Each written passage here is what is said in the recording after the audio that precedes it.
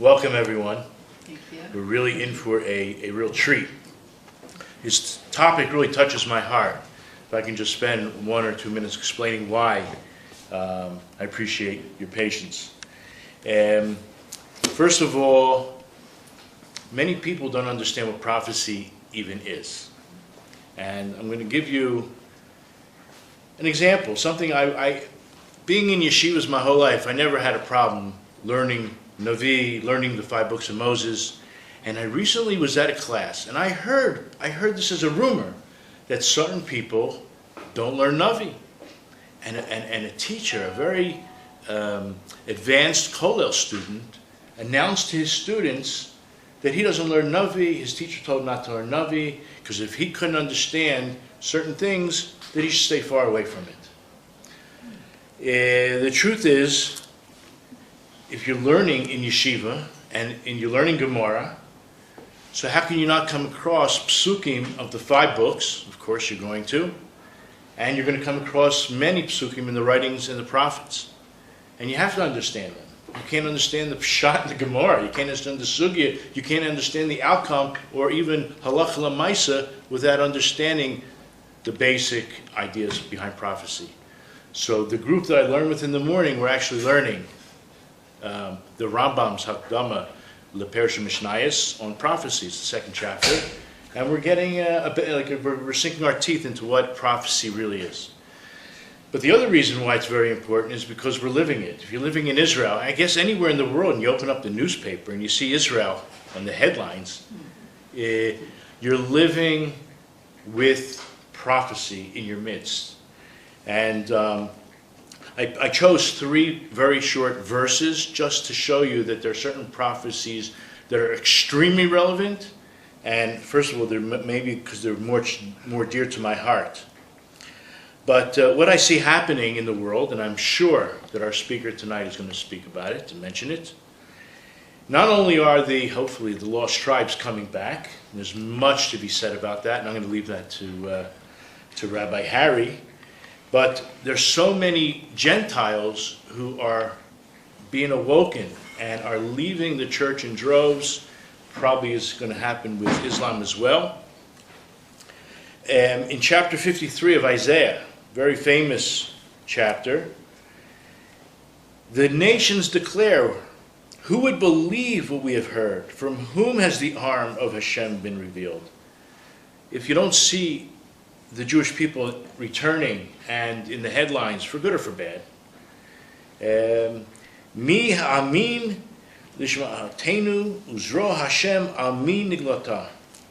I mean, you can see it, and they're declaring that they see it, and the next thing they're going to say is, we have been fed lies, our ancestors passed down untruths to us.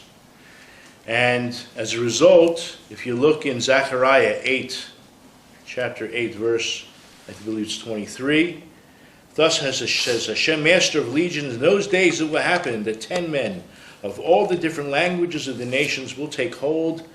They will take hold of the corner of the garment of a Jewish man, saying, let us go with you. We have heard that God is with you. And I have several Facebook pages that are geared specifically towards this endeavor to teach Torah, not only to, of course, Jews and then the lost tribes, but to anybody who's open. Just to quote the pasuk in Hebrew, Ko amar Hashem tzivakaot b'yamim ha'hema asher yechaziku asar anashim mikol lashonos hagoyim yechaziku b'knaf ish Yehudi lemor neilcha imachem ki shemanu Elokim imachem. And then to end off, in Joel, this is the beginning of chapter 3, because the Rabbi is going to introduce us to the geopolitical situation today. And we're talking about the nations around the world understanding what's going to happen. But what about us? Are we going to understand what's going to happen? And this is in Joel chapter 3. And it will happen after this that I will pour out my spirit upon all flesh, and your sons and daughters will prophesy. Your elders will dream prophetic dreams, and your young men will see visions.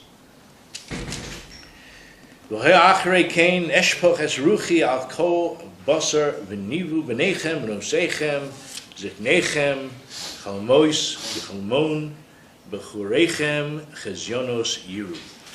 So, when you're walking through the streets of Yerushalayim, you meet all kinds of interesting people.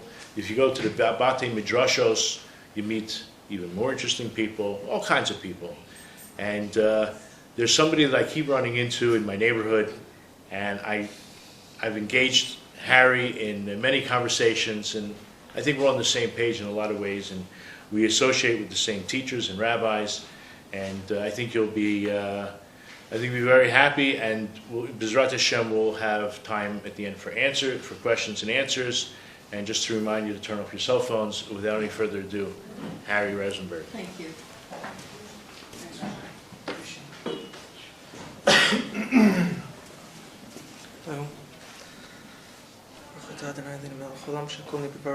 Amen. Appreciate everyone coming tonight. Actually, just today I got over a 3-day virus. I haven't eaten in 3 days, so I kind of feel like Esther before she goes for the king, she fasted. But obviously in this case, I don't feel like my death's at hand if I don't impress everyone in the room. But I'm going to give it my all. I'm going to start off tonight just giving a little background of myself and how I got into the field we're going to discuss, and then we're going to go into a few different topics after that. So it may start off seeming like a story, but then it's going to get into very heavy information. I had, first of all, I'm a descendant of the Vilna Gaon, and randomly about 10 years ago, I was in New York City, I had this strong calling and a strong vision to get land in Israel. I didn't know why or what I was supposed to do with it, but I had this feeling. And simultaneously, I was reading a book called Im Habanim Smecha by Rabbi Teichtel, an incredible book. It speaks about the whole generation that we're up against right now and really decoding it. And he gave a piece of advice for anyone who wants to get land in Israel. And he said this is guaranteed to work. So I'm going to tell it to you guys right now because I hope everyone else can implement it. He said there's a word in Hebrew called the teshukah, desire. And he said just like the mother calf has more of a desire to give the baby calf milk than the baby calf has a desire to receive the milk. We would all think it's the opposite. He says the rain has more of a desire to give the land its water than the land has to receive it. We would think it's the opposite. So they said the heavens today have a strong desire to settle the children of Israel in the land of Israel, more than we know, more than we want. So it said we have to learn how to tap into that want, and the heavens will help us. So basically he said what you have to do is when people complain to God, they say, God, how come you didn't bless me? We say God doesn't bless humans. He blesses their handiwork, what they do with their hands. So he says create a vessel. And whatever vessel you create, if it's with a group of like-minded people who are very close with each other and have a lot of love with each other, it's guaranteed success. And if it's geared towards settling the land of Israel, unconditional, it's going to succeed. So I said, that's great. That's all we have to do, So I gathered a few of my closest friends in a room, great guys, and we said, let's come up with an idea of what we're going to do to settle the land of Israel and get land. First friend of mine said, let's start a brewery. I said, okay, that's a great idea. We all like beer. People like beer. We'll get some land. We'll build a brewery and it'll work. So we booked the first flight to Israel, and we drove around the Galil to every moshav and kibbutz in the north looking for a place to build a brewery. Obviously a lot of politics, but there were a lot of empty kibbutzim and empty moshavs, and we'd go to them and say, hey, you guys want a bunch of young Americans to come volunteer and work? We'll put some capital and help you. They said, yeah, it sounds like a good idea to me, but there's 30 people in the kibbutz who also need to approve this, and you have to have meetings with each one. They also have their own vision, what they want to do there. Maybe build a hotel one day, maybe not. And so we got passed around from place to place. And throughout our journey, we heard that there were 2 tribes in Israel, from the lost tribes of Israel, which we'll get into, who came back to Israel with ancient beer recipes. This was the Ethiopians and the Bnei Menashe from India. The Ethiopians came back with a drink called tej, a honey brew, and the Bnei Menashe from India came back with a drink called zu. It's like a type of a rice sake. And so the first thing I did, I stopped the first Ethiopian I saw on the street, and I said, hey, excuse me, sir, do you have a tribal leader in your tribe or someone I could speak to? And he said, sure, here's the leader of our tribe, here's his number. So I called the leader, I said, excuse me, you don't know me, but I'm from New York, and I have this idea, I'd like to make your recipes. And he said, okay, please, come, I'll introduce you to our brewmaster. Next thing you know, we're with an elderly lady who are traditionally the brewmasters of their tribes. What was it? Oh, no problem. And we learned the recipe. And so while we were going around shopping for land in Israel, we realized this is a very long, difficult process. We're not going to get land in the next month or two, but we're here. We're stuck in New York City. We got a great company name. We got a great brand. Let's start the company in New York City, and when Israel land ready, we'll move it over there. So that's what we did. We started a company in New York City called Lost Tribes Beverage, and we started making these recipes, and we were in New York City, And it happened to be a lot of these big startup companies in New York City are all owned by young Jews in their 20s and 30s. And so it was very beneficial for us to network, and our beer got everywhere in the city, and it was really popular, and we had a lot of fun. And this is not the purpose of the story, but because of this, I'll tell you what happened. Anyone who typed in at this period of time, I don't know what it is today, this was about 8-9 years ago, who typed in the words lost tribes in Google, our company was coming up first.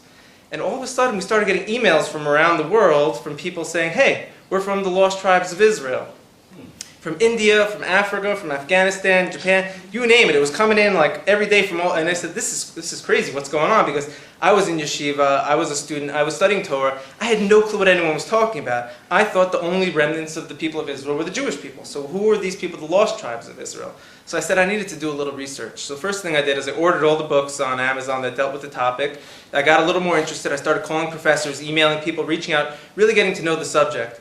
And as I'm reading these books, for example, I'll tell you one of the main regions we're getting emails from was Afghanistan. So I'm reading these books in Afghanistan, and the tribes in Afghanistan are basically named after the 10 tribes of Israel. They only marry within their tribes. So you have the major clans are the Shinwari, the Rubaini, the Gadi, the Afridi, the Livani, and one of the major ones is the Yosef Zai. I don't know if anyone's ever heard of Yosef Zai. It means children of Yosef. If anyone knows who won the Nobel Peace Prize a few years ago, it was Malala Yousafzai. She was from the 10 tribes of Israel, who was on the front cover of Time magazine, who won the Nobel Peace Prize. The people who were able to put that together at the time were blown away, but most of the Jewish nation had no clue what was really going on. It was a mind-blowing thing, and it was a sign also. We'll go into other traditions and customs in Afghanistan shortly, because it is fascinating. So the first thing I did, when I was in yeshiva at the time, so I had deactivated my Facebook account because nothing good was coming from it. I said, I'm going back to Facebook, and I'm going to start searching these names of these tribal people and see if they're on Facebook. So I'm typing on Facebook, Yosef Zai, Rubaini, Gadi, and all of a sudden, 30-year-olds in Afghanistan are popping up. So I said, let me friend them and ask them. And so I'm sending a message and say, hey, is it true? Are you from the lost tribes of Israel? And each time, 100% of the time, they all said, yes, my grandparents told me that I am. And this wasn't like a few guys. I must have had a few hundred contacts over a few month period where I was just building a network and going into it. Yeah, it's very heavy stuff. Sorry. So then all of a sudden I'm like, I'm learning about this, I'm creating contacts around the world, and I'm sending messages, they're messaging me, and I said there has to be something we could do about this to take it to the next level. And so what I did was I thought an idea and I pitched to a foundation, was called the iTribe, which is a digital non-for-profit. It's a social network, a map of the world, where people around the world who self-identify as being from the tribes of Israel can log themselves in and self-identify as being from the tribes. So what we did is we made it live, and all of a sudden regions started getting populated. And I want to discuss with you tonight the two major regions that have been populating this website and the political implications of their presence in this Israelite narrative. If anyone has any questions, I also don't mind the hands being raised, because if there's a camera, I'll repeat the question. This is going to be a lot going.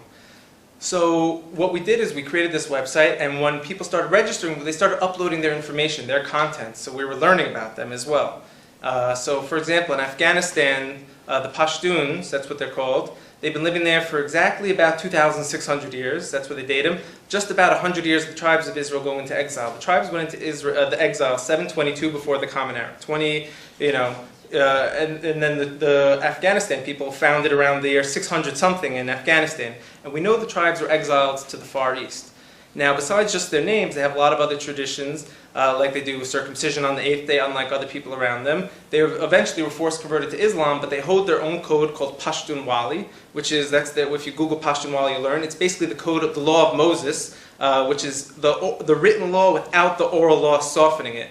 Because by the time the tribes went into Israel, they didn't have a Mishnah or a Talmud, they didn't have the oral law. So they had these very harsh Israelite codes that they've kept. A lot of the tribes out there, they wear four-cornered garments with tassels, they have side locks, they all cover their heads. They're the only Muslim people that when they learn the Quran, they shuckle like this. These are known facts. Some people even light candles under baskets on Friday. So all these things. So we actually sent out a survey, a data poll to these regions, and we pulled from different regions of Afghanistan. We pulled a lot of data from them, asking them questions about their customs and traditions, aligning it with Israelite customs and traditions. And the evolution of that is we've created a Facebook group just for Jews and Pashtuns to start talking and sharing and dialoguing. So if anyone in this room wants to tonight have a conversation with the people of Afghanistan, they could just easily join this Facebook group and see what dialogue is going on between a few hundred Afghans and a few hundred Jews already as a result of this. So this was in Afghanistan. I'd like to go now into one other region, and then we'll swoop back into why this is all relevant. Because the biggest part of this whole thing is, if so, so what? So I'm telling you all this crazy stuff, so what are we going to do about it? What's the next step? The next biggest place in the world today and we'll talk about other minor places where you see the tribe surface, but the next biggest place in the world today is in Nigeria, where you have people claiming to be from the Israelites. This is Nigeria is not the proper name they would refer to it, but it's the Igbo tribe in Biafra, which was once Biafra. I don't know if anyone's ever heard of them or familiar with them. They number about 40 million people in the southern tip of Nigeria, and they also have a ton of customs and traditions that completely align with the Torah, and they have a few million practicing Igbo today, practicing Jews so if you go on Facebook, you'll see them uploading pictures of them praying with talit and tefillin, and they have Torahs, and they're very, very, very dedicated. Now I'd like to go into one thing, before we go into other tribes, just what the political aspects of this whole thing are. Now, here's where it gets a little heavy. So now we're looking at this map, and you have Afghanistan, you have Israel, and you have Nigeria, and you're seeing these are the largest places in the world today that are identifying as the Jewish, or the people from Israel. The word Jewish is the wrong term. Why? What does the word Jewish mean? It means you're from Yehuda, from the Judean exile.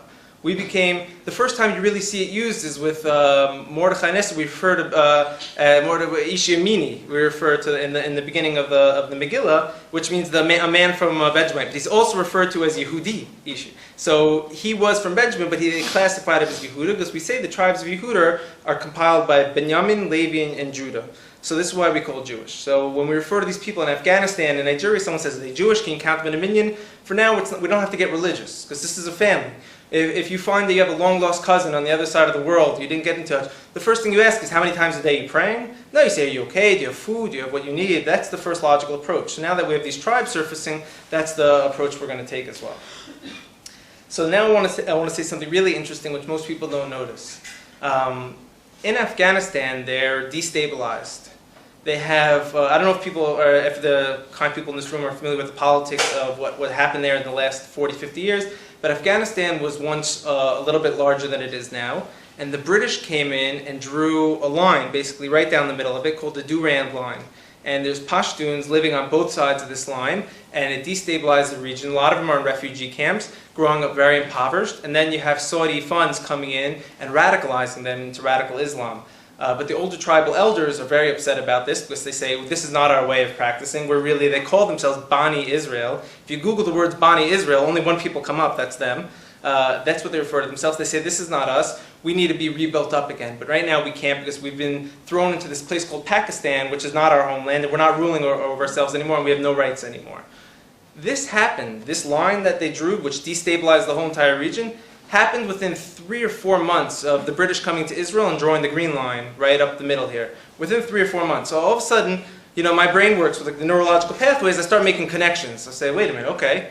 I'm not going to touch Israel politics. One state, two state, we'll get to that. But I just see a bigger common denominator. That lines that have destabilized Israel have also destabilized the other people that claim to be from the 10 tribes of Israel during the same few months of each other. And then I looked into it even farther. Nigeria wasn't Nigeria. There was the Yoruba tribe in the north, and the south was called Biafra, which was Igbo land. Yes, and the British came in before I think earlier 1900s. But they came in and they drew a new line and said, this is now Nigeria. Biafra and Igbo, you are no longer autonomous over yourselves. Now other people are going to rule over, and also created chaos and war for them.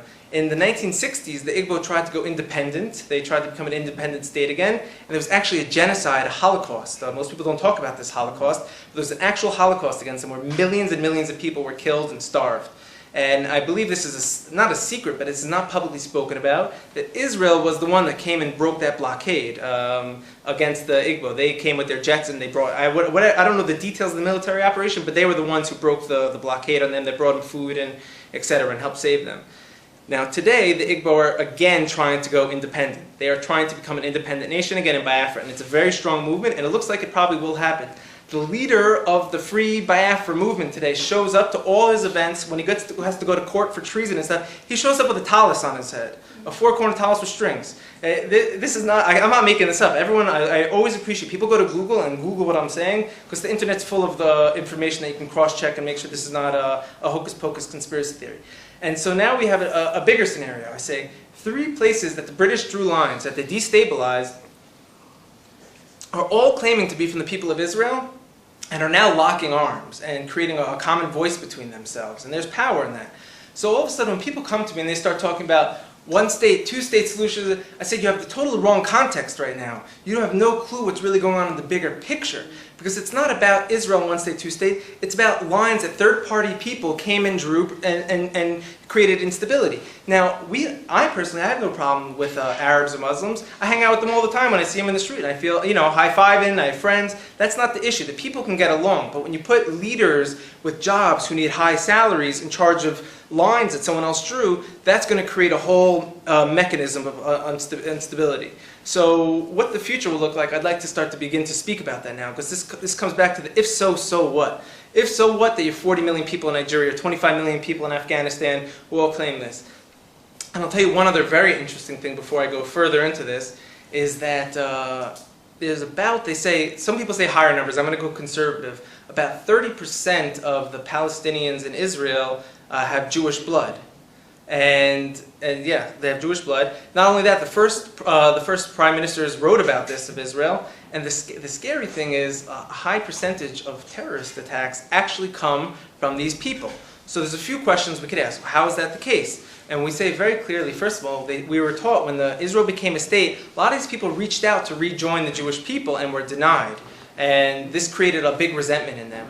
And secondly, they're persecuted by other Muslims called fake Arabs. That you're not really an Arab, like you're a Marrano, so to say. Like it's a derogatory term.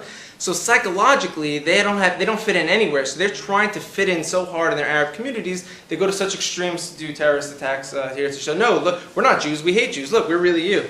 And so it's psychologically damaging, and there's got to be a therapy involved in that. So what happened was we started also mapping out villages in Israel, so we can now pinpoint which villages are from these people. Do we have contacts on the ground? Can we message them? Can we pull data from them? And there's a whole network. So now what's the future of this whole thing I'd like to go into? Some people in the room may know what I'm going to talk about, but I'm going to debrief. It was a mission about 50, 60 years ago in Israel. You have a question? Yes? Is it possible theoretically to do genetic testing? Genetic testing, first of all, has been done on the Palestinians and Jews, and we've already figured out we're extremely similar. Genetic testing is difficult, though, because we don't have the ancient Israelites mapped out today. For example, they say the Ashkenazim came from a few hundred families only, and when you look at the book of Ezra and Nehemiah, only a very small population of the people actually came back to the land. We're like a remnant of a remnant of a remnant of people. Most people today could trace back to to Rashi. We're a very small population. The Kohen gene and the Levi gene, that would be interesting. I don't know if we've done, because we do have a Y chromosome for the Kohanim. If we would do that in the Palestinian villages, that would be very fascinating. That's a good question. So let me take a sip and we'll go forward. So the question is, if so, so what? So what do we do about all this stuff? There was a movement in Israel, I don't know the exact year, it started in the 1940s, was 1950s, and maybe it ended in the late 1950s. It was called Choma u'Migdal. You don't have to give me a nod if you know what I'm talking about, because I'll say what it is. It was called the Wall and Tower movement. It was basically, they were trying to build cities in Israel in the north, young Jewish pioneers, and Arabs kept coming and burning down the cities, so they weren't able to build them. So what they did was they would show up to a plot of land with a prefabricated wall and a tower and teepees. And they would set up a base camp overnight with a wall, a tower, and teepees, a lot of them, and they would, for a few weeks they start to build up, and we have about 50 or 60 major kibbutzim and moshavs in the north that are based off of this model, Choma u'Migdal. It was a very successful operation. So it was basically like a prefabricated pop-up community. Now the question is, what do we do about this going forward, and how does it have to do with that? So what I had, not me, but I have a team of people I work with, but our idea is to kind of say, let's do Choma Migdal 2.0, and go back to the main point. If you have these lost tribes around the world, the first thing we're doing is not to find out what religion they are, or convert them to Judaism, or try to get the right of return. Right now there are organizations in Israel who are doing amazing work, converting some of the lost tribes and bringing back to Israel. But the way I look at it, there could be a few 100 million people that have a claim of Zeri Yisrael, which is a real term in halacha. If you go to Wikipedia and type in Zeri Yisrael, it'll tell you it's a halachic status of someone who's a descendant of the people of Israel, but not from a Jewish mother, and they have a claim to be forced back into the people. You're actually obligated to convince them to come back in, as opposed to someone who just wants to convert. So they're not fully a non-Jew, but they're not fully someone we're going to be in a minyan with yet. So we have this, this whole entire picture here, and so we say the first thing we're going to do is not give them religion. We have to give them sustenance and sustainability. Israel right now is leading the world in ecological technology and sustainable technology. All types of technology you can imagine, Israel's leading the world. So on our network, on the iTribe that we built, with each village there's going to be an option to click on each village and donate or sponsor to bring them a prefabricated pop-up sustainable city, basically, which means your electricity production, your water filtration, growing your food, etc. There's different types of products out there today that we could prefab all these things in like a little shipping container that you drop out of the sky. Next thing you know, you're giving them electricity, clean water, and life. And so this Choma Migdal thing, which built 60 communities in the north, I saw that as a prototype for something that can scale out to the future of these people. So now what I see is going to be happening. For example, if you look at the Bnei Menashe, the people of India who came back to Israel, they have their own militia and their own army, and they put the flag of Israel on the ground. They have their own Israeli army outfits with the Jewish star, and the same thing in Nigeria. They're declaring that this is Israel too. They're putting the flag on the ground. They're saying this is Israel. So now you have regions with large amounts of people, mass amounts of people calling themselves Israel, who are looking towards us, towards the Jews, to say, now what? What do we do now? We're looking at you. We want to be involved in this whole thing. And the Jewish people here, we're kind of arguing on our own mini issues without looking at the bigger picture, saying, hey, the big picture could save the little things that we're trying to nitpick about. So what I see the future going with this is certain borders that have been created by the British, which all over from here to Afghanistan are going to slowly reshift and reshape based on people's loyalty towards Israel. And I don't believe you're going to bring everyone from Afghanistan back to Israel. I believe you're going to bring Israel to Afghanistan. And I'm going to see this with a lot of places around the world, and we'll get into that. So when we're saying this is about prophecy and geopolitics, the two are the same, because in the future we say the borders of Israel are going to spread. Now, is that through like tanks and airplanes, we're going to come conquer you? How's that going to happen? No. It's going to be people raising their hands and saying, we are from Israel, we want to be involved. And in Rav Tzadok, I believe, Rav Tzadok HaKohen, a great sage, says, in the future, the world becomes Israel and Israel becomes Jerusalem. That's what he says. So when you speak about a global Israel, this is not a right-wing type of thing. This is a humanitarian thing, where this is a humanitarian mission. And once we get to world peace and all this stuff, then we can talk about religion. We can talk about the Afghans, what religion did you guys end up keeping after this time? We're going to go back into it, and etc. So this is really basically the main frame of this. I'd like to extend beyond Africa and Afghanistan towards the east and the west and speak about for a little bit other people that are going to be involved in this great gathering. Any questions in the meanwhile? Mm-hmm. This isn't a question, it's a comment. Please. That, as you possibly know, in the South Hebron Hills, there are a large number of so-called Arabs, in fact, who are of Jewish ancestry and still practicing Jewish customs. Especially, I think, in Khartoum, and there are other communities like that. Their position with regard to Islam, I think, is very ambivalent. They're not really in and they're not really out. Yes, this is correct. So from our maps and our data that we've pulled, the majority of them are showing up around the South Hebron Hills. He's referring to the Arab... the word is not really Arab. There's no such thing as an Arab. There's Arabic-speaking people, because the Arabs are made up of total amount of different tribes and bands of people. So the real politically correct thing would say to the Arabic-speaking people, or people who subscribe to Islam, but if these people are direct descendants from their mothers of Jews, they're technically still Jews. There was a case in Majorca, outside of Spain. There was an island of Marranos that recently said who they were. They were all able to join the Jewish people without converting. Other people from the Marrano stuff, they couldn't prove their too much of the family tree. They had to do a symbolic conversion. But this one whole island of people didn't have to convert, and they were living as Christians for hundreds of years. But they kept every family record intact because they took it that serious. So now let's go a little bit farther down the Silk Road. We're in Afghanistan. The interesting thing is, across the Silk Road, 3 major cultures and/or religions were formed within 100 years of the tribes going across to the Far East. This is the Pashtun, this is Buddhism, and this is Shintoism in Japan. All of them founded in the same exact years, all based on spiritual principles. So, one year people are offering their kids to the gods on the mountaintops to get rain, and all of a sudden the next year they're talking about nirvana and, reaching a state of mind called, we call in Hebrew, nachat ruach, clarity of the mind, etc. These are what their religions are based about. Now, the Shinto Empire, which is founded, within 100 or so years of the tribes going east, they claim, this is 70 million people in Japan, in the Shinto culture, the oldest monarchy in the world, meaning the oldest line of kings in the world is the Japanese Shinto culture, dates back to the first king within 100 years of the tribes going to the Far East. They claim to be a chosen nation, exiled from a homeland, who reestablished the kingdom in Japan.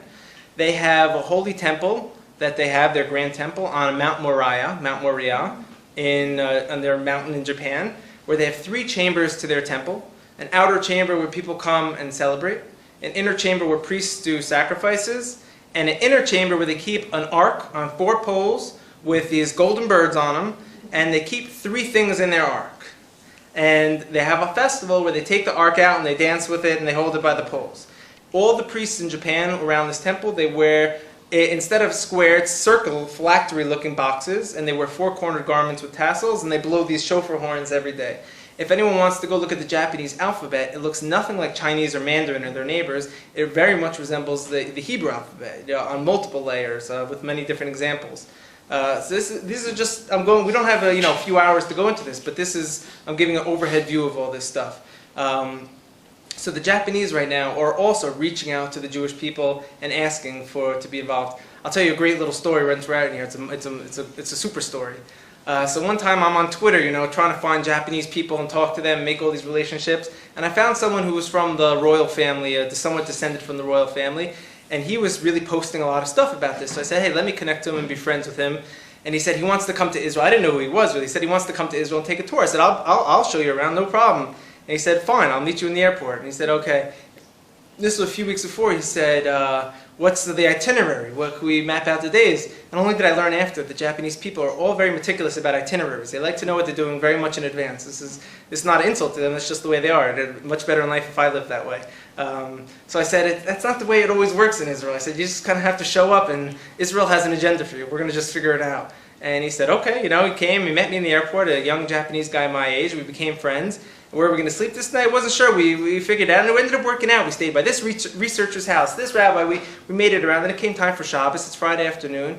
He says, where do you want to go? I said, I don't have a clue. He says, okay. So we're walking around in the shuk here and there, and a friend calls me. He says, hey, I'm going to my other friend's farm for Shabbos. You want to come? I said, perfect. So I said, we're going to a farm, So we're in the car, I'm driving up, and we're going into the West Bank. And he says, ooh, the West Bank, I heard about this place, it's a little scary. I said, don't worry about it. Now we're driving up, we go into a community called Itamar, which was just recently in the news at a time for a terrorist attack. And he got a little more, nervous. He said, okay, we're okay. And then, we're in a gated Itamar, then we leave Itamar, and we're, super deep into the mountains over there on the front lines. And we end up at a beautiful community on a hill called Sheva Sheva Sheva. It doesn't have a name, it has a number to it. And there's, a few families there holding down space with their sheep, and they're really on the front lines. And we're sitting there, and I brought a lot of wine for Shabbat. I said, let's drink wine and enjoy. And they're sitting out there. And down in the valley, they have another tent with a few people trying, holding land and monitoring the sheep and monitoring the land. And Friday night, no one's drinking wine. I go, what's going on? No one's drinking wine. I'm trying to drink wine here. And then I realized at the end of the meal why. They start to divide night duty shifts for everyone at the table who's going to be on guard, because they live serious, And so I said, okay, So me and my Japanese friend, his name was Matsumoto, we get a 3 a.m. to 5 a.m. shift. I'm from New York City. I never really did a guard duty shift in my life. I made Aliyah already past the time of being accepted to the army. They wrote me a letter that I wasn't welcome, and so I didn't have any real formal training. So we wake up. He's got a knife in his hand, and I have a rock, and we're walking around just making sure everything's safe. Thank God we got really scared. There was one fox that scared the lights out of us, but otherwise we made it through the shift. We went back to bed. The next day during lunch, all of a sudden we hear they have walkie-talkies. We hear on the walkie-talkie, someone's calling for code red backup, help. The guy in the tent down below is getting attacked by the Palestinian neighbors. And all of a sudden, we start to hear gunshots in the background, and it used to go code red. And I saw, first of all, one of the most beautiful things in my life. A somewhat Jewish militia assembled within a minute or two from like all the neighboring mountaintops, Jews on horses with swords and guns flying down mountaintops, and people on ATV. It was like a homemade thing. So just starts going to the front line. I have all these kids next to me playing around. The mothers are next to their kids with sniper rifles, looking around. The kids are playing. They didn't care.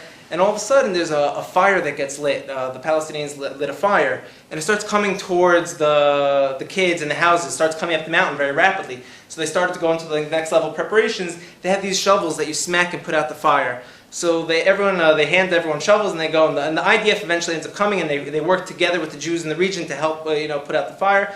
And so they give me and Matsumoto, my friend, they give us a thing and bottles of water to bring down to give to the firefighters to drink, because you can get dehydrated down there. And so my friend's wearing his Japanese robe and his Japanese slipper sandals. I don't know if anyone knows these traditional ones.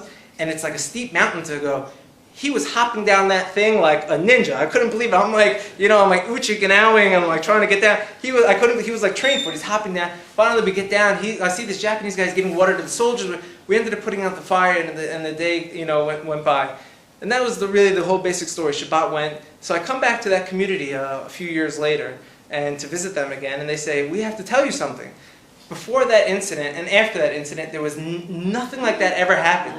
They said everyone here talks about the time that the guy from the Lost Tribes royal family in Japan came here and stirred up this whole entire energy in the region, and we're not gonna forget it. It was something very special. And so I said, okay, this is serious stuff, because that was the land of Yosef, that northern region. So who knows how many thousands of years before his bloodline may have been in this region, or someone from that family, and he invoked some type of serious energy aggression.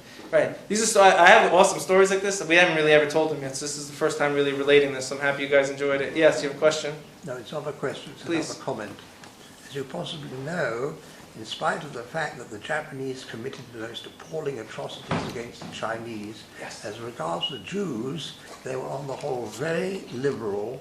And I mean, it's true in Shanghai, which was under Japanese control during the Second World War. It wasn't easy for the Jews, but it wasn't anything like what happened in Nazi Europe. And when the Nazis sent out a senior SS officer to try and persuade the Japanese to set up concentration camps, the Japanese refused.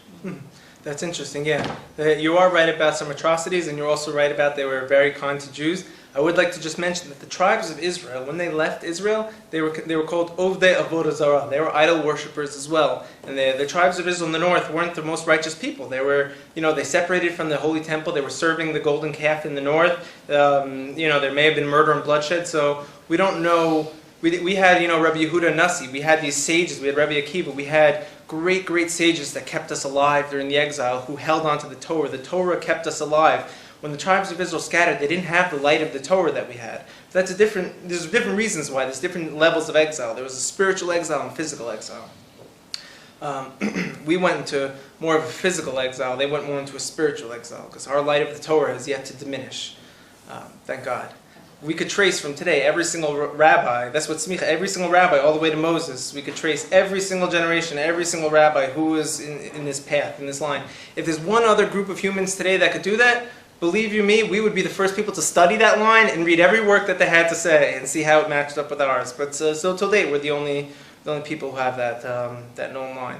So we covered kind of the Silk Road, and that's where you find the B'nai Menashe. Also, people say, how'd they get out to northeast India? Well, if you look at the map, you have Afghanistan, and they're traveling. You have there right below China and the India region. You have Japan. You kind of see like a path that they traveled, and then cultural shifts that happen along those times. So as this global Israelite, let's call it the Commonwealth, starts to form, then you're going to start seeing these people are going to start surfacing and revealing the legends that their ancestors had told them. I'd like to go into one more big identity thing, which is going to involve politics in America. Excuse me. We mentioned you have the Igbo tribe. Has anyone ever been in Times Square or New York City where you have the African American Hebrew Israelites who stand on the street corners and yell at you, saying, we're the real Jews, we're the real Hebrews, and you're a fake. Well, this is what they do. If anyone goes to New York, and almost in any city actually, there's people standing in corners yelling at Jews or yelling at white people, saying that you are imposters, we are the real people of Israel. And so most Jews end up battling them, yelling at them that you're this and that. So, so I looked into it a little bit, and it turned out to me that a tremendous percentage of the transatlantic slave trade came from the Igbo tribe. The #1 tribe in Africa that claims to be Jews made up a large percentage of the transatlantic slave trade. So there's no smoke without a fire. So now these people are claiming to be from the Israelites. This is not just a hocus pocus conspiracy theory that they're coming through. Their blood literally, and they're not even basing what they feel on the Igbo. They're not saying because we come from the Igbo, that's who we are. They're just saying this is who we are. We know it. We've looked at the prophecies, we've looked at the curses. This is who we are. We are them. And then so I come in, I'm trying to explain, and a lot of them do talk about this, but the general, this is not their connection. I say, hey, you have the Igbo tribe in Nigeria, you guys came from them, this whole thing. So one time I was in New York, I was in Israel actually, in Yeshiva Eish HaTorah, and I gave a lecture on it's called The Lost Tribes of Israel and the Purpose of Reality on YouTube. We're going to quantum physics and the sin of Adam and Eve and what the implications of that were and why that has to do with the lost tribes of Israel, why the tribes got lost, how they'll return, all that I covered in it. But in that lecture I spoke about the Igbo Nigeria and the African American transatlantic slave trade for about 4-something minutes. Someone took from that video, they cut that video, they clipped it, and they put it on their social media Facebook page. Within about a few days, combined between 2 or 3 different channels, it had about 1 million views within 2 or 3 days. So I was looking at the analytics of this. It was all African Americans viewing it. It was basically it, and they were all, some were commenting with words of endearment, some were words of hate. This imposter Ashkenazi Jew who, speaking about us, finally he's admitting, who the real people of Israel were. So they're kind of taking my words out of context, but also, and so then I'm doing my thing, I'm continuing to live my life, and I'm at Mishmar one night, just singing and learning Torah, and I get a phone call, and it's these guys from New York, these Hebrew Israelites, that's what they call themselves, and they said, hey, Rabbi, we got a guy who wants to debate you, our greatest debater in the community. And he wants to debate you because he actually believes that the African Americans are the descendants of the Egyptian schools of mysticism, and that the Hebrew religion is ripped off of the African religion, and they want to go into a whole debate. And so the next thing I know, the whole entire thing stirred up, and I said, okay, I'll debate you. I don't have a problem. Then the next day I look at social media and all over these flyers and videos about the big great debate with the rabbi coming in from Israel to beat the guy, and I said, wow, this got out of control real quick. And my friends will tell me, you should not be doing this. It's in a big ballroom in Harlem. There's going to be thousands of people there. Yeah. So I said, look, I'm not going to back out. I gave my word I'm going to come, so what am I going to do? I said, I'm just going to walk right in there. And some of my friends wanted to come, bring popcorn like it was going to be a movie. And another one of my friends said, listen, you can't bring any Jews there. I'm sorry to tell you that. If you want to go, we're going to get you bodyguards, but the condition is no other Jews can go. I said, okay, that's reasonable. It's a good trade.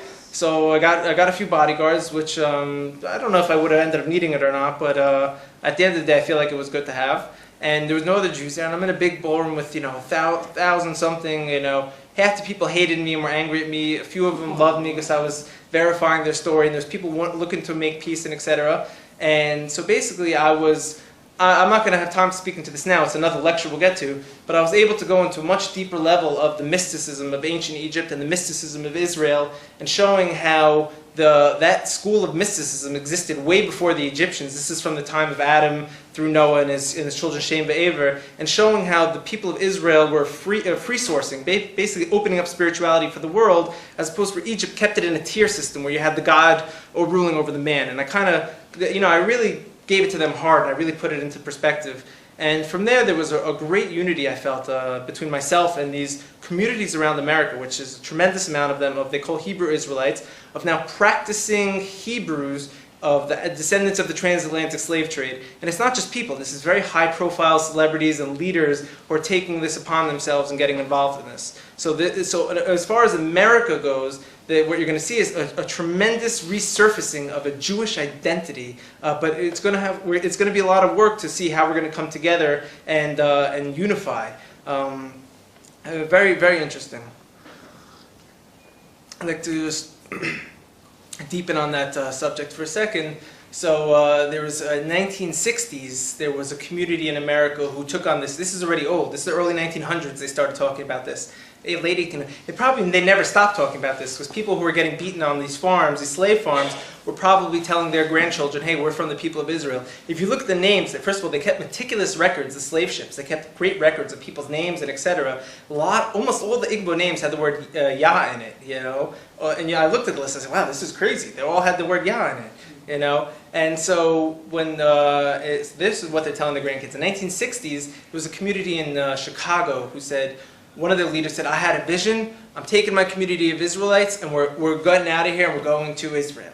And what they did was they packed up their bags, they got enough money to get plane tickets to Liberia, because in Liberia you get free, I believe you get free citizenship if you were descendants of the transatlantic slave trade. So they all pick up, they go to Liberia, and the leader of these people sold, he knew a good ice cream recipe. He made and sold enough ice cream to pay for everyone's ticket and the whole thing to Israel. And they just showed up in Israel, kind of unannounced, in Tel Aviv with the suitcase, said, we're here, we're home, we're the Israelites. And the government here was like, what's going on? And so they put them in these like temporary, you know, really bad living conditions. I think it was outside of Tel Aviv in these really cramped old apartments, and they were living really poorly. But they, you know, they built up, they grew a little bit, and they really thrived.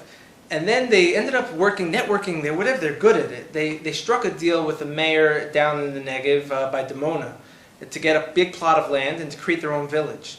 So this was the 1960s, early 1970s. So they ended up getting land, and they created what's called the Village of Peace right now.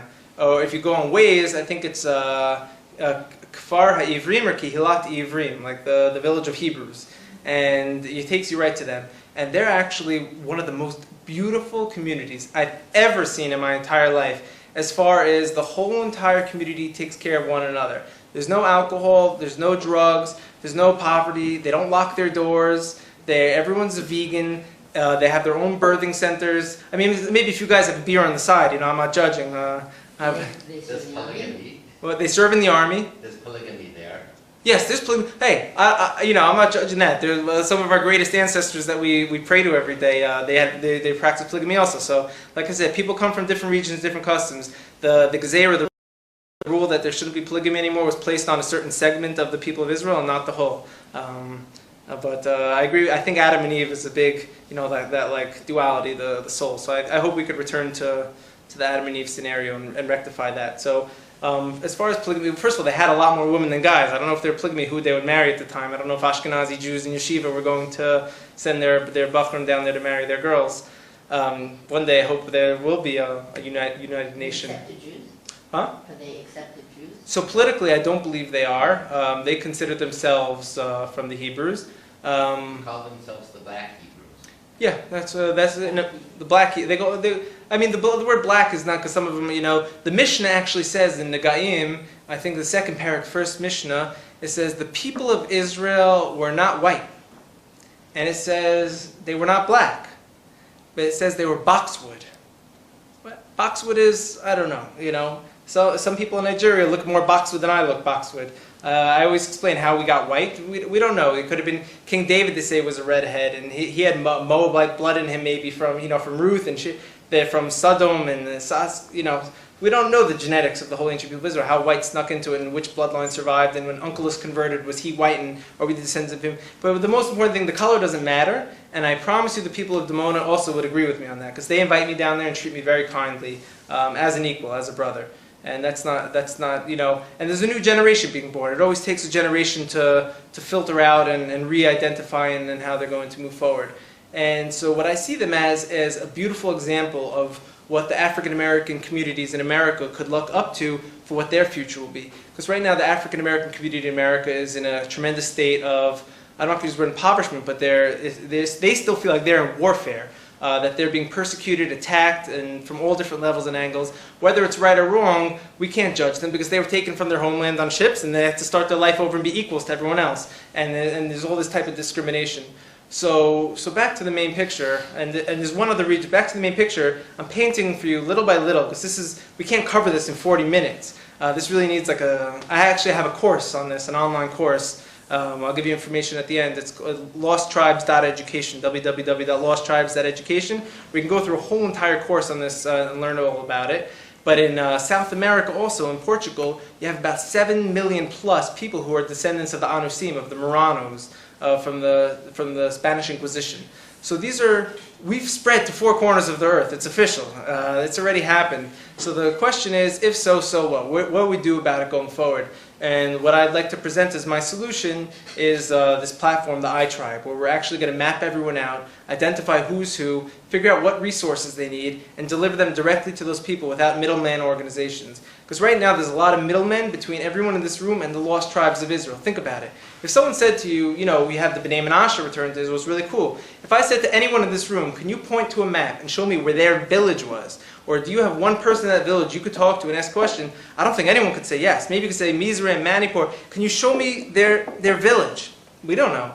So what's going on? How come we can't, let's open source this. Where are the people? How can we talk to them? How can we message them? How do I find out what they need? It's not enough to make one person or one organization standing in between these hundreds of millions of people and us here in the homeland who have all the resources. We have wealth and we have technology. Now it's on us to learn about this and activate this thing we call the Israelite Commonwealth. And just to end, because I know time, because we did end up getting land, thank God, was directly somewhat related to the beer company that we founded.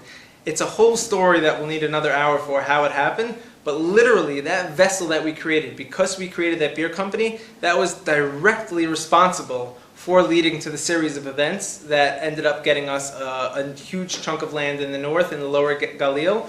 Actually, coincidentally, in the same exact location that Choma Migdal, the Wall and Tower Foundation, started from. And to get a little creepier, because it sounds already like too much, the name of my non-for-profit for this social network, the iTribe, which we created before we knew where we'd get land, is called Choma Migdal. Before we knew anything, yeah. So this is my life calling. We're going to try to do 2.0 and scale Israel to the world.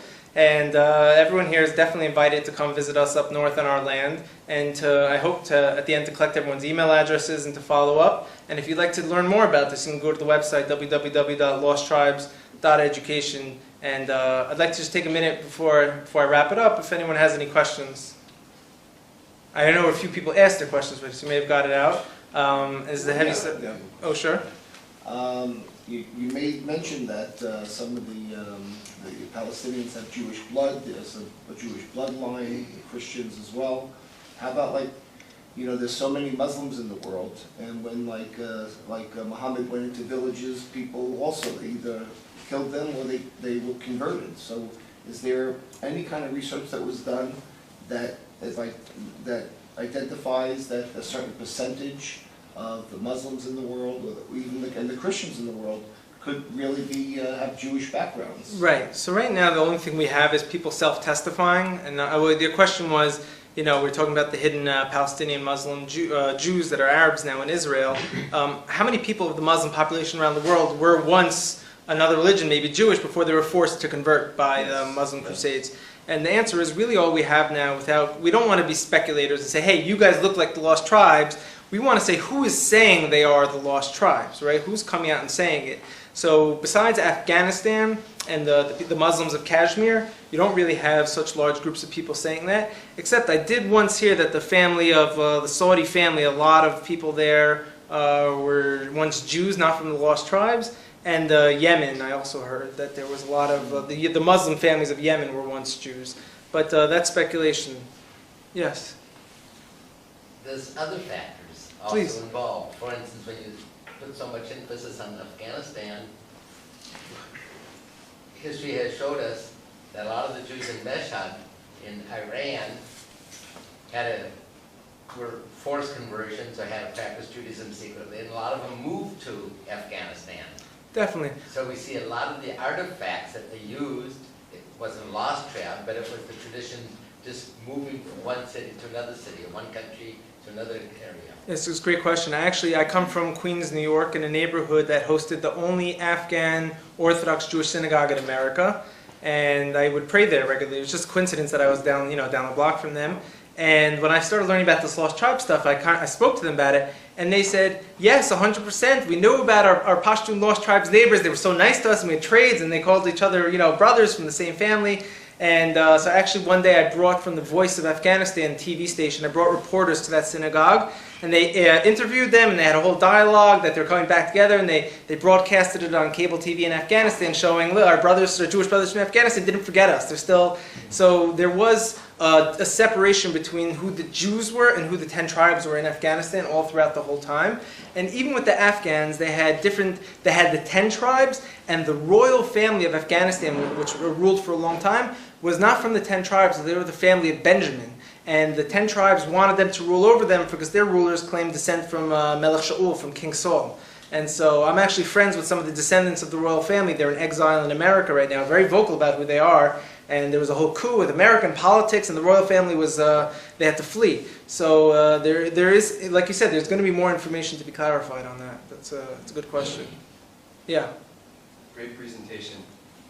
I'm philosophically and ideologically with you. But I wanted to present a challenge and then a question. Please. In Sanhedrin 110b, Rabbi Akiva says, just as the day has disappeared and shall not return, so the lost 10 tribes have disappeared and shall not return.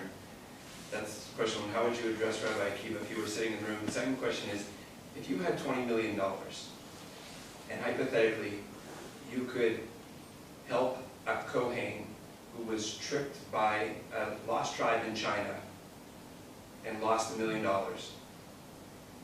or people that are very far away from Judaism, who would you give that first $200,000 to? So you're saying there's a halacha question about helping a Jew before helping someone who's a non-Jew. That's really your question over there. Yeah, the first one. I would say that the people I'm referring to have a status of Zeri Yisrael, which is a different halachic status than a non-Jew. So we'd have to ask a posek, but it's a good question. To answer your first question, which I'm glad you asked, because I've actually thought about this, and I've never really said this publicly before. It's not so fair, because you didn't say the second opinion of the Mishnah. He was saying there's a Mishnah that has an opinion. Rabbi Akiva says the 10 tribes of Israel don't return. Just like the sun, it says the sunset, they don't, that's it, they're gone. But I think it was Rabbi Eliezer, right, who says they do return. Most of the time we hold back Rabbi Akiva when it comes to these things. There's a third of it. Rabbi Shimon said only if they do tshuva, according to... Okay, it's interesting. I want to suggest... Quick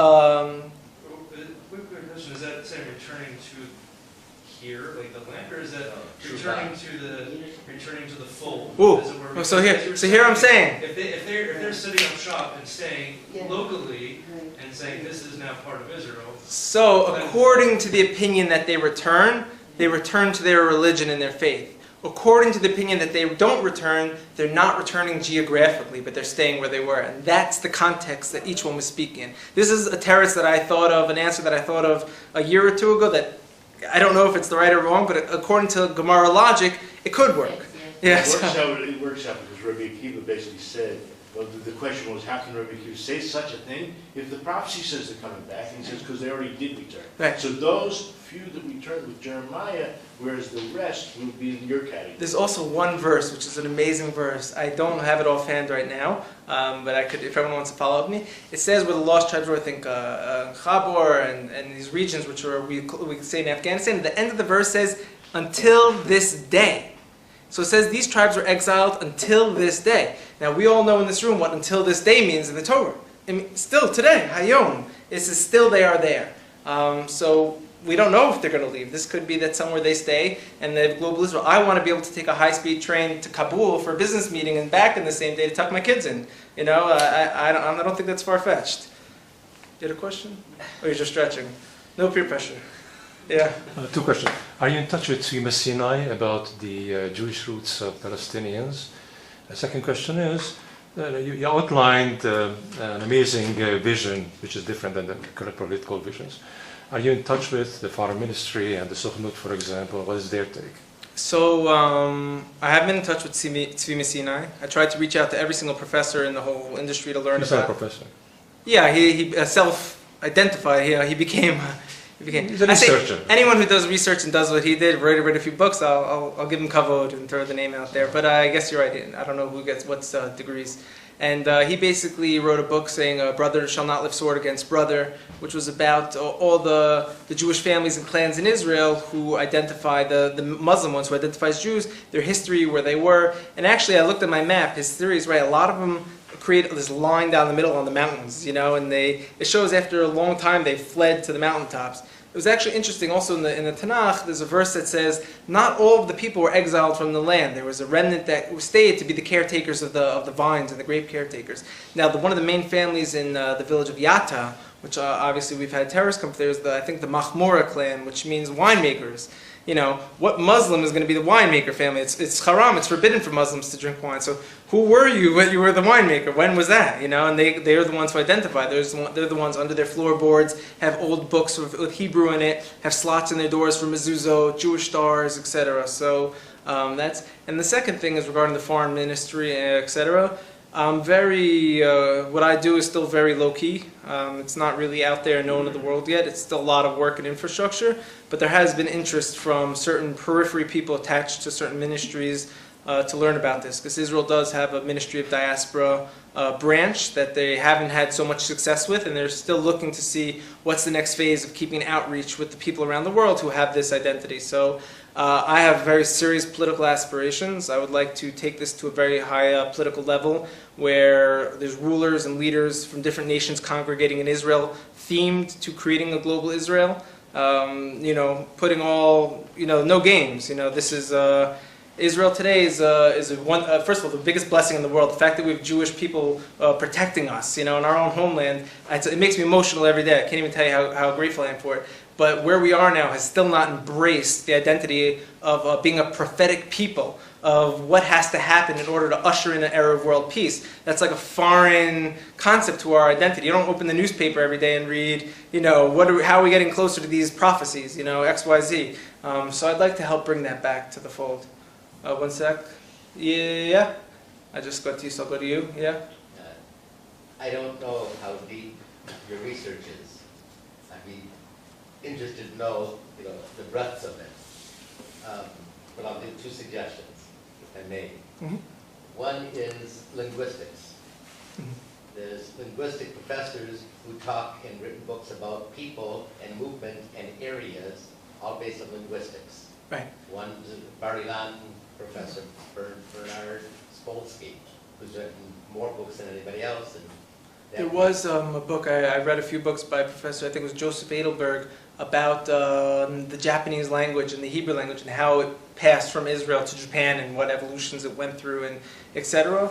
But I agree with you. Definitely more research needs to go in. I'm a young guy and I feel like I'm a humanitarian servant. So I don't necessarily have all the time in the world. Yeah, I don't have all the time in the world to do all the research, but I'm like, hey, there's humans out here who are reaching out to us who are saying this is who they are, and they're in code red, So we got to act. And there's a couple guys here Mm-hmm. in Jerusalem who have gone off to the different tribes in Africa trying to find a Masoret to see about kosher animals. Definitely. Now, they also were looking at lost tribes or remnants of tribes. There's another tribe in Africa, I believe there's called the Lemba tribe.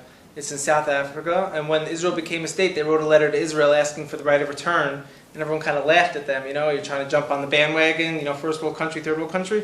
Everyone kind of laughed at them. A professor from Duke went down there and did DNA research and showed 10% of this tribe had the Kohen gene. 10% of them were Kohanim. This is also not a secret. I really encourage everyone to research this when they get home. And so, yeah, these places in Africa do exist with these Masoras, and there are independent people doing different things, which is why I was trying to create an umbrella so that could all be organized content. And one last point. Please.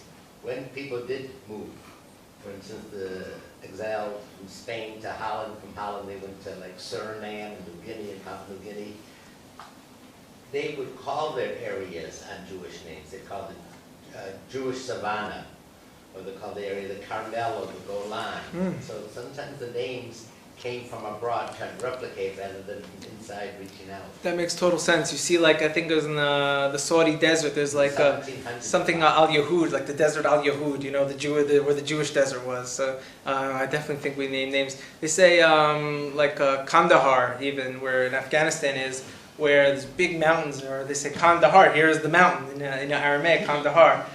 So a lot of the names can get assessed like that. That's why the prophecy says you'll find the lost tribes by the river Chabor, and they say by Khyber, that's where they all are today. Khyber, Chabor. People align all these things, but I'm at the point where we have enough information in front of us to make movements and not sit here and say it's cool or to speculate on it, be like, wow, so exciting. What are we going to do about it now? We have to, as a generation, as a nation, do something. Yeah. Tachlis, what would you like to do in the next 10 years? What would I like In to what do? steps? Tachlis. I would like, so my model is right Your now. business model, Yeah. let's say, for this. I have an online course on this Lost Tribes of Israel, which is college accredited. I have college accreditation, that's my business. So it means people could receive 3 college credits for learning about everything we just spoke about tonight, and they pay for it because it's college credits, it has a value. And with money I make, obviously I'd like to take care of my family, but I would like to be creating a funnel to give back into mapping out to the non-for-profit side. I would like within the next 10 years to make capital there and map out every single place in the world where you have the tribes of Israel, have community and content managers, basically create the Facebook for the lost tribes of Israel, where we're going to scale Israel that way. I'd like to see a global Israel with world peace. You can call me a dreamer, but I think every single human in this room should have their own map or vision that they think they should contribute to get to that goal. I've created mine, and I'm humbly going to try for it. If I don't succeed, I'm going to enjoy the ride. I have good friends. But this is what I'd like to do in the next... What do you see after the 10 years, let's say, whatever it is, after you have a map? Well, now you're talking about the Geula. I hope that the Geula comes. In the time of the redemption, we say the practical difference between the redemption and the non-redemption is the yoke of the nations are off of our shoulders. So this is basically what we're trying to do. We're trying to get all the middlemen out of our lives, which includes, things like we would have had 100 years ago had Nikola Tesla gave us the free wireless electricity, and we didn't have middlemen organizations making calls and for-profit companies and wars over. This was an example of nations on our shoulders. There's middlemen between us and our resources, and that tax us and work us, and we're in their system. If we could free ourselves from there, we can grow in spirituality. I know that there's a lot of dormant parts of the mind right now, and a lot of new methods out there are helping people, re-embrace who they are. Whether they call it mindfulness or whatever it is, people have today what we called in Egypt, katzar ruach, a shortness of breath, where people really have no clue who they are. They live day to day just trying to make it to the end of the day. They're very stressed. We're not healthy as far as humans goes. We're healthy as far as our riches, our physicality, but our mental state as humanity today is very poor. So I hope that will increase, and this would be maybe the time of the redemption. Now we say that the redemption has to come, right? We all know that by the year 6000, according to the timeline. Every day of creation is 1,000 years to come. And so we're, 233 years away, 223 years away. I'm not good at math so much. And from this time, and we believe there's also, just like the Jewish people make an early Shabbat, the great redemption will come in early. So 10 years from now, I think there's already Yoter Midai. It's way too much. I'm optimistic. I think this whole thing could wrap up within a year if we're strategic about it. People, I forgot, it was a video in...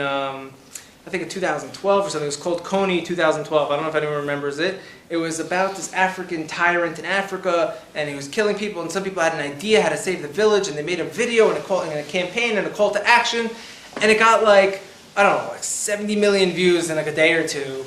Guy raised a ton of money, and supposedly the creator of this project snapped. It got too much for him. He lost his mind, and he went insane, like to an insane asylum.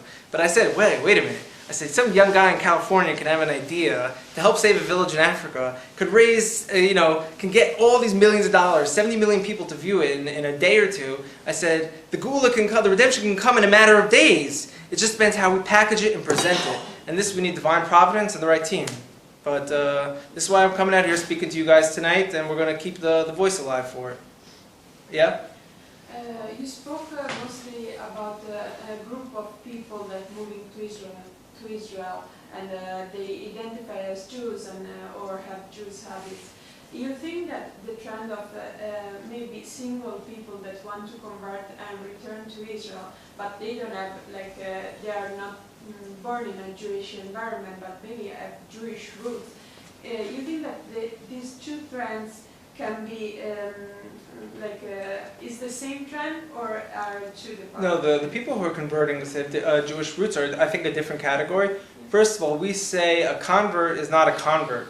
His soul was at Mount Sinai. Once they convert, we say their soul was at Mount Sinai. They're simply rejoining. But that's how I think we officially believe that's the case. I think if someone wants to convert and move to Israel, no one should stop them and get in their way. If someone from Nigeria or someone from Afghanistan wants to convert and learn the mitzvah and do everything, and he wants to move to Israel, who could stand in his way? But what I'm saying is we are not going to try to convert them, and we're not going to try to bring them to Israel. But it's not in our hands to stop people from seeing the beauty of the Torah and wanting to take it upon themselves. So if you know someone on that journey, you tell them to keep going strong and make it to the homeland. You know? That's the whole thing. Yeah? I agree with another point you made really strongly about, for example, Palestinians that are turned away, wanted to appeal to become part of the nation, and they were turned away parallel to Timnah coming to Avraham Avinu and wanting to join and giving rise to Amalek. Maybe Avraham Avinu would maybe go back and do that day over. So in mentioned therapy, are there particular models of therapy that you've looked at or been consulted with, people that understand the process of getting from a person from maybe acting out with anger to integrating and grieving and being able to, because it's a system. It's a system that's perpetuated. I mean, you had to go there. You're just pushing my buttons. You asked if we're talking about the Palestinians who were once Jewish and they want to reconvert and the terrorism and the whole thing. I like what you said about the connection with when Avram was reapproached by, her name was referred to as Timnah at the time, right? Yes. To join back, and she was denied. It created Amalek, this nation that hated the Jews. Are we in a similar situation today where these Palestinians tried to rejoin and we weren't allowing them in 1948, and now they hate us, but they're still now we could rejoin with them, but they need therapy. So what would be the ideal therapy? And listen, this is where it can get a little controversial because I have my own ideas. I don't know if it'll scale. But what I'm about to say right now is definitely backed by a few Gedolim of Israel already who signed off letters on this. This is not my opinion, but what I've seen already work, in articles and etc. What they would need, I would say, is called a neurological reset. People have traumas in the neurological pathways.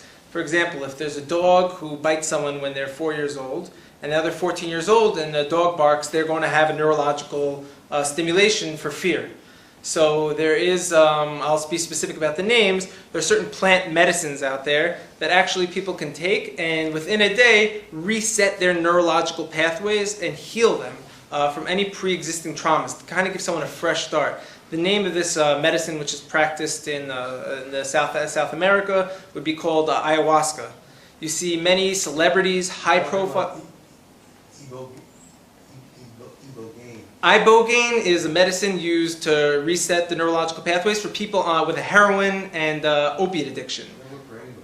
Yeah, mostly it is used for heroin. So if someone had a bad trauma, we would recommend he does a plant therapy called ayahuasca before ibogaine. If someone's overdosing and first of all, if anyone knows about opiates or heroin, it's almost impossible to get off that without withdrawal symptoms.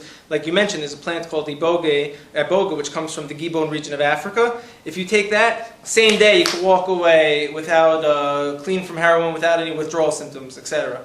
And this is not new. There's Rabbi Gedolim in Israel who signed off letters on this, calling it Techiyas Amesim. The Jewish community has been very supportive of this secretly for many years already. Thank God I never had to know about it, but this is real. So this plant's ayahuasca, which we can't get into too much because of the time constraint, certain chemicals involved in it have to do... Actually, I'll tell you very quickly. Maybe you don't know this. We were talking about therapy, so I recommend ayahuasca for the Palestinians. I think it's probably the coolest idea in the world. I don't know if I'll be received well or not for it, but I have no problem standing my ground and debating about it. The main chemical of ayahuasca could be extracted from atzei shitim, from acacia wood, which is what the Israelites planted when they got to Egypt and stared at throughout their whole, the Rashi says they stared at it throughout their slavery in Egypt, and because of staring at it, they had faith that there would be the redemption. And they cut down the trees and took it into the midbar with them. So the main plant of the people of Israel is used around the world for these religious ceremonies, which basically flushes all of your neurological traumas in a matter of hours and lets you walk away a clean new person. So that's a new suggestion to the peace plan right there. If anyone argues with you about two-state, one-state, you could send them to me. The story has a ton of shitim where he's storing that. What? I know somebody that's storing up a ton of sheeping wood to harvest it. Actually, hey, listen, you tell them to apply for the government for an approval to be a healing center. That would be, the guy would be a cutting edge. If it's possible to do a neurological reset in a few hours, let's say, why do people go to psychiatrists? Why do people go to psychologists if you do a neurological reset? No, why do they keep I'll tell you going very there clearly. if they could drink something and get... One of the biggest lobbyists in America is Big Pharma. Saying stuff like that could actually get me killed. It's very dangerous. But Big Pharma is I believe today it could be the #1 lobbyist in America, where pills is big business. So psychologists are pushing things for people who get paid. When you have doctors get people come into their offices and giving them gifts and payoffs. Yeah. It's not just medicine that they give, but therapy, which takes 2, 3, 4 years, and it's a process. It doesn't have to guarantee any results. There is no therapy today without the pills. In America, almost everyone is on an anxiety pill, an antidepressant pill, because it comes from their therapist. So it starts with a therapy session, but then the therapist recommends these pills so you can cope with reality. But really, these pills numb you and take you away, and then get you addicted. You can't get off the pills, and they have side effects. And you know, somewhere, someone's making a couple $1 billion off of this. So we're stuck in. Oh, this is not a recreational thing. Most people who take it have no desire to ever do it again. This is like... Sounds like something almost everybody can take, because most people have trauma in their life, everybody. Now you're thinking. That's great. Yeah. Yeah. You're a genius. I would love if... I'd love for the world to be normal, but that could be a conversation one day, you know? When the Israeli government opens up because, you know, celebrities in America are flying to South America to do it now, to just reset themselves from their drug addictions, from alcohol addictions. If Israel opened up one, you know, how many people spend hundreds of millions of dollars in tourism to come here and stick their foot in the Dead Sea just to get a little healing? Imagine if we could heal all your mental illness. The whole world's gone insane with mental illness. Imagine if we could help with that. This is part of Israel being a light onto people. And also the Vilna Gaon says, in the future, the spirituality and the physicality merge into one. So when you start to see certain plants, and we don't have time to go into it now, but certain parts of the brain that get activated by it and have connected to with Kabbalah, there's like, I can give a whole shiur on what's going on with that. On the note of plants, where do you find the most usage of gods? Yemenites, Ethiopians, Afghanis, and a little bit in Saudi Arabia, maybe? Right, that's an interesting point that a lot of the tribes in Eastern Asia and Africa who are from the Jewish people chew gut to stay awake. It's a stimulant. So, you know, for example... but it's not something harsh. It's not something no, when I was in America, you know, I was in college. What the culture in college was? The culture in college was Adderall culture, which means every college kid, thank God I didn't need it. You see, I'm an energetic person. I didn't need that to focus. But every single college kid almost takes these pills called Adderall so they could stay awake in class and do their homework and take their tests. So I said, okay, you know, I see that your body has a need for some type of stimulant to do that. I say, our brothers and cousins in Africa have this plant that they chew, which really doesn't have a withdrawal or side effects or anything is natural. Whether it's healthy or not, I don't know. But I see you're being fed a for-profit product made in a laboratory by a company that's benefiting off this. We got to figure that out and got to stop, you know. Why America makes, you know, tobacco and alcohol legal, but not that, something like that. This is part of a corruption that's going to unfold. They say with this generation, when we look back at it, they'll say the biggest issue of this generation was the for-profit companies who had a say in how humans medicated and took care of themselves. There should be zero for-profit interest in these industries of mindfulness and health. So this is part of my political platform. Thank you. Any other questions? Wait, last one, and then we'll do a round. Okay, we could do a round. I'll ask you after. No, okay? We'll get the question. What's the question? No, I built a lot of momentum here tonight and found some support, and you mentioned about keeping things rolling. Maybe just say how good ways to keep it rolling, right. Or a source sheet maybe for the websites you mentioned. So yeah. First of all, on a personal note, I would like everyone before we leave if you could write down your email in the back so I could just stay in touch with you and send updates in case you want. If you don't want, you just let me know. You won't hear from me again unless you read about something maybe a few years down the line in a newspaper. And secondly, I'll tell you now, but I can tell you at the end in person, I have an online course dealing with this whole entire topic from Adam and Eve until this great redemption, titled www.losttribes.education. And you can find the whole kit and caboodle there. And if there's any questions on that, there's a way you can ask questions and it comes right to me. And I'll be glad to help. And if you know anyone who needs college credits, definitely let them know. Just bachelor's or master's? Bachelor's degree. Good question, though. We're good, kosher.